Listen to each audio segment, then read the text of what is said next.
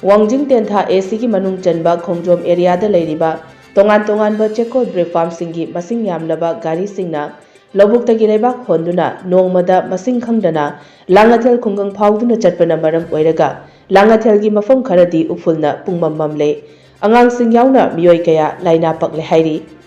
Kangleipak apunba lamjing lup Langathel amadi Iron Team Langathel gi naha singna Langathel phawduna lobuk leibak puba gari sing chatpiranu haina thingkibaga loinana Hiramasida mari lainaba loisang amadi Chief Minister Nongthombam Birena mideng changbiyu hainasu leingak ki pukning chingsilakli Kangleipak apunba lamjing lup Langathel gi Secretary P Leninna phongdorakpada Manipur leingakna Manipur Conservation of Paddyland and Wetland Act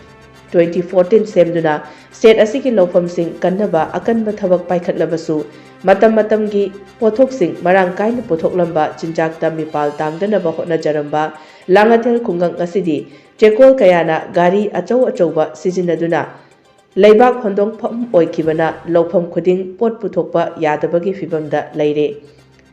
masing khangdana lambi asida leibak honba gari ngasidagi lepiyu Gari sing yum mayada chatpa maramna pollution yamna thokle uful na kuple angang sing laina laitung chen ba horakle Manipur da natana mapalam da fawba khongdrum mairel tarbus na chingba potlam kaya marum Langathel khungang thadok adumakpu laibak thibadi chatliba chahi asidagidi phibam yamna sokhibana pothok puthokpa ngamgani haiba thajadre hiramasida Chief Minister amadi Agriculture Minister na ahenba meeting changbiyu hairaduna khungang asigidamak club ki member singna chap chana thenglagani haiki mari manga na hai ko brickil mari manga na moi mention sing naraga di hybra gari aso wo tawraga khoi agriculture ki land khai da bak si koina moina yamna ya tar mo marin da da na tar koi ki phibam zadana kot se koi ki club ki site ki habati koi ba pun balam jing lu amade iron team hariba koi ki club amadi iron team gi kangu jina koi ngasi de gi hongna koi ki 45 Langathel ye ra jida laiba kot ba ni koi ki mo marin da da na kana to koi ngasi de pam ja tre adu koi ki sarkar ki site ki hatare authority ki site ki mi kara sanga ni maram jida machinery su na laiba kot ko gari je da na sapra maram moira pollution yamna thokpa de yangang ni sing narakpa adugi mathakta koi ki Langathel je low singu lower ba matung da rabi crop ki na low bari chani chahum je koi sum mana masing tha dana koi chinjak ta mi pal tang dana ba koi yam kanna khona jaba khungang amane aro haire ba khungang ji da koi gi pedi field da koi gi machinery am sin na ga laibak si asuki mati wang na pai khalak pa de gi laibak si labuk chi da kana tawraga singthok na ba honar ko jana asuki mati koi gi khungang ji da awa ba pi re ma di uful na puk ko pe de gi hausi aing asa onar ku yangang nu bijing je phadna na ba yekpa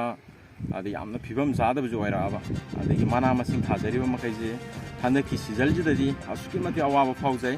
maram di kai gena taraga di mamang de puthokhi ba dung lo ba khungrum mairel adi tarbus puthoi je he Manipur ki manung atana mapalam da phau de export tori bane aduga asuki mati income source lang ba hona ba je thanda ki zaliba 2023 asidadi asuki mati phibam soklei masi koina puthokpa ngamgani hai thajatre adu yaragadi masida koi honorable CM amadi honorable agriculture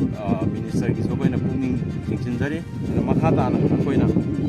sabchana ki da mukta madi leba ki da mukta hauguleiba generation ki da mukta koina jo thawai haksang yaungna thengnagani asida mayok nagani thawai bo kathuaga jo kathokani koi leiriba Kangleipa apun malamjing lu amadi iron chinggi kanguna sabchara thengnagani abo hom jo